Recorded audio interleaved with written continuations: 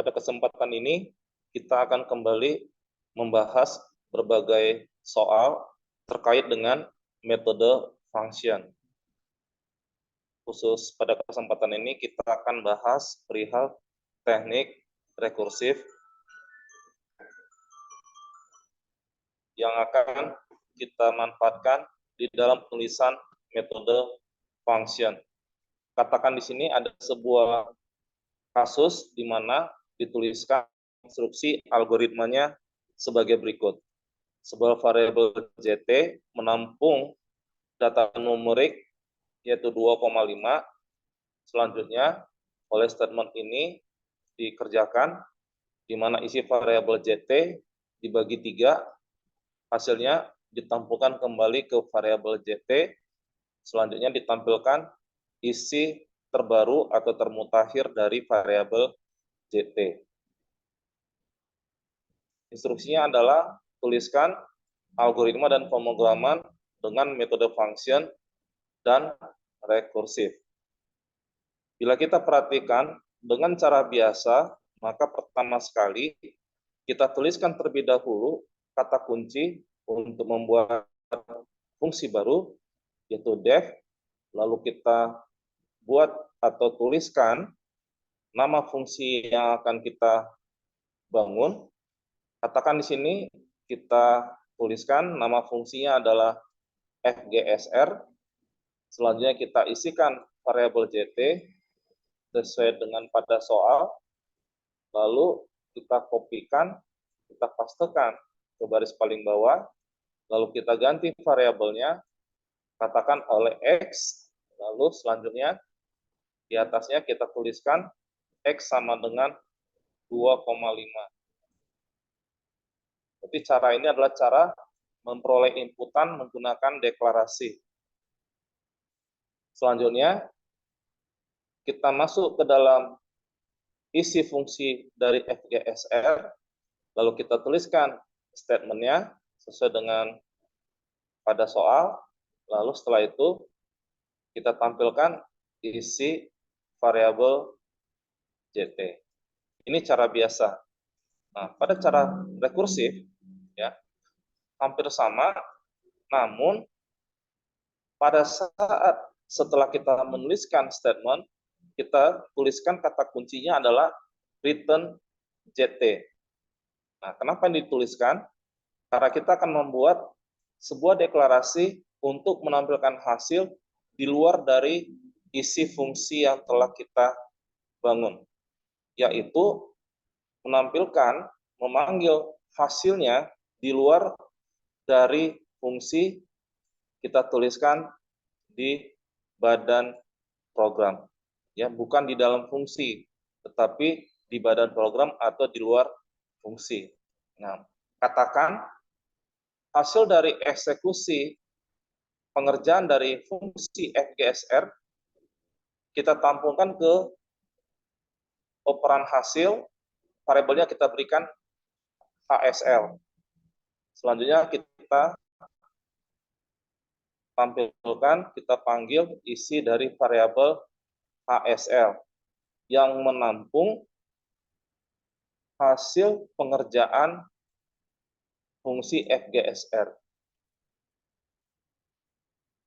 Maka terlihat di sini, ini cara biasa dan cara rekursif sama-sama menampilkan hasil yang sama.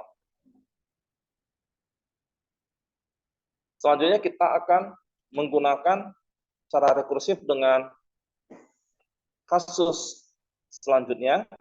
Di sini ada sebuah konstruksi algoritma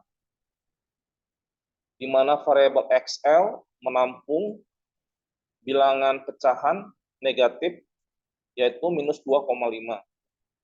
Setelah itu hasil dari isi XL dieksekusi pada statement yaitu 4 dikurang XL, hasilnya dibagi 3.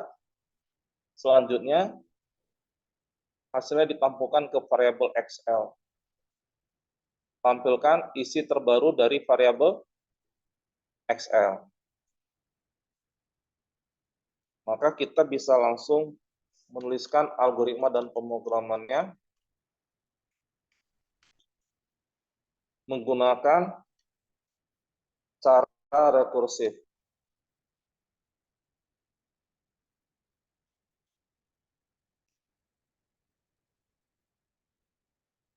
Katakan nama source code-nya adalah fgs1az.py.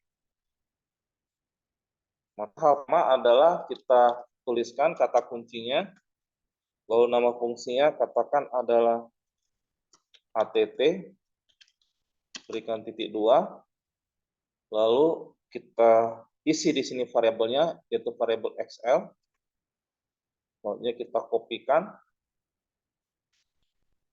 kita pastekan di paling bawah, kita gantikan variabelnya dengan variabel baru, katakan Q, lalu Q menampung bilangan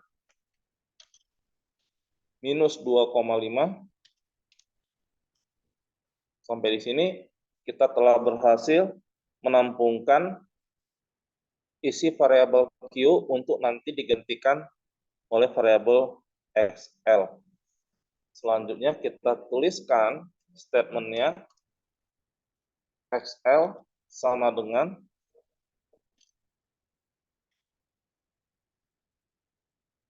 empat dikurang XL dibagi 3. Nah, lalu kita panggil kata kunci return XL. Sampai di sini sudah berhasil statement XL sama dengan 4 dikurang XL dibagi 3 berhasil dikerjakan. Nah, hasilnya ini kan harus kita tampilkan. Maka ya kita tampilkan ya. Jadi kita pindah ke variabel att ya. Hasilnya itu kita tampungkan ke satu variabel, katakan variabelnya adalah z besar. Lalu selepas itu kita isi dari variabel z, di mana variabel z telah menampung hasil pengerjaan di fungsi att dalam kurung XL ini. Sekarang kita uji.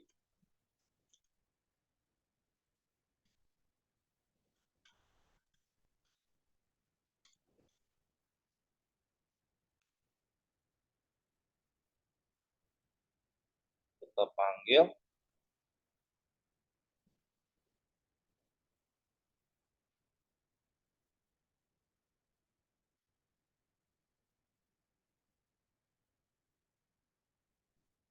Source code-nya ya, fgs1az.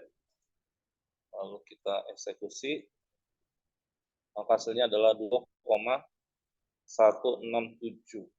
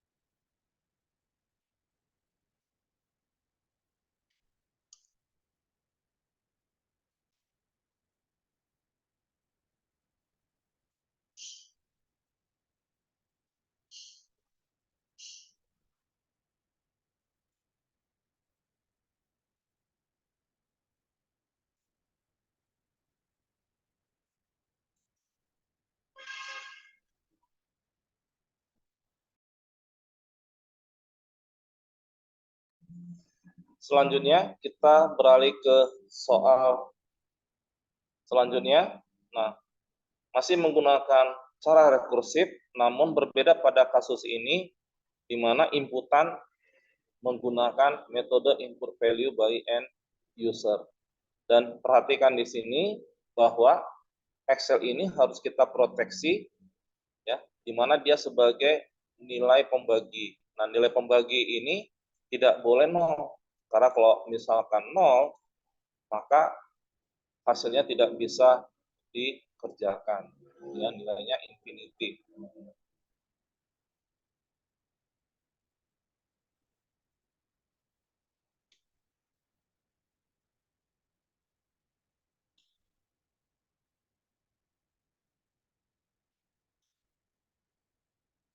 letakkan nama source code-nya adalah FGS2AZ. Maka kita tuliskan kata kunci F, lalu nama fungsinya, katakan adalah fungsi R, ya. Lalu isi variabelnya adalah XL, kita copy, kita pastekan di baris paling bawah, kita ganti variabel baru, katakan R. Nah, R digunakan untuk menampung inputan dari end user. Tentukan nilai. Selanjutnya, kita transformasi ke bilangan pecahan.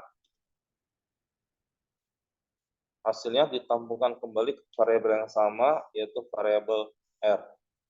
Selanjutnya, kita lakukan proses proteksi agar R harus bilangan yang bisa nanti akan dihitung 2 dikurang XL dibagi XL. Maka kita berikan struktur melalui proses proteksi yaitu if dan else. If R sama dengan 0, jadi tidak boleh 0. Langsung kita proteksi dengan menampilkan kalimat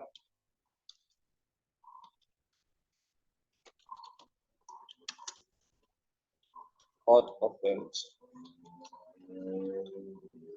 Jika tidak terpenuhi, maka else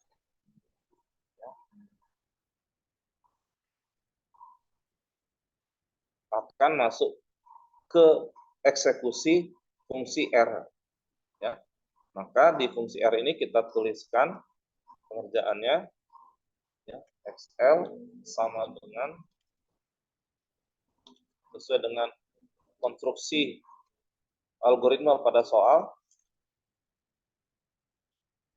Lalu setelah itu, karena rekursif, return XL.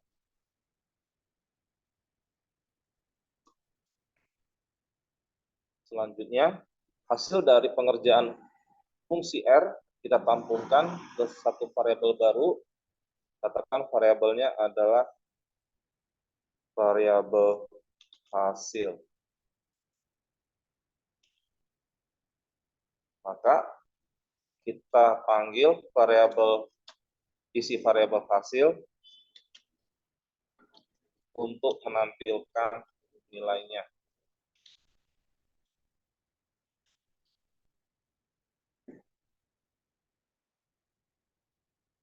Sekarang kita akan melakukan pengujian.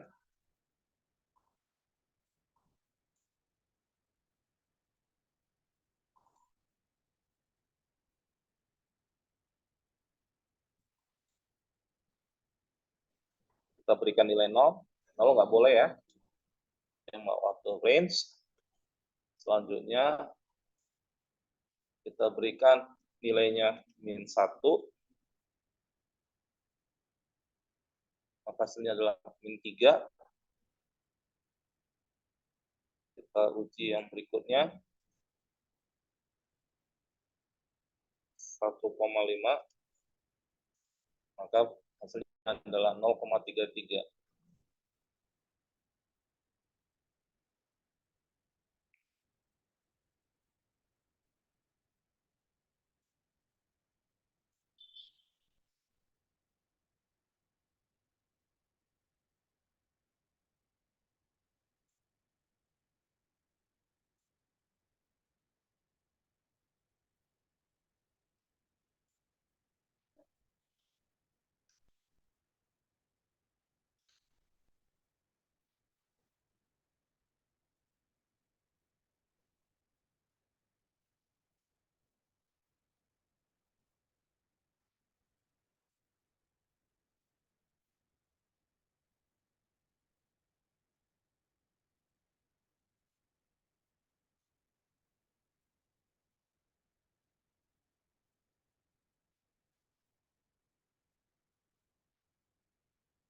Demikian penjelasan sampai di sini.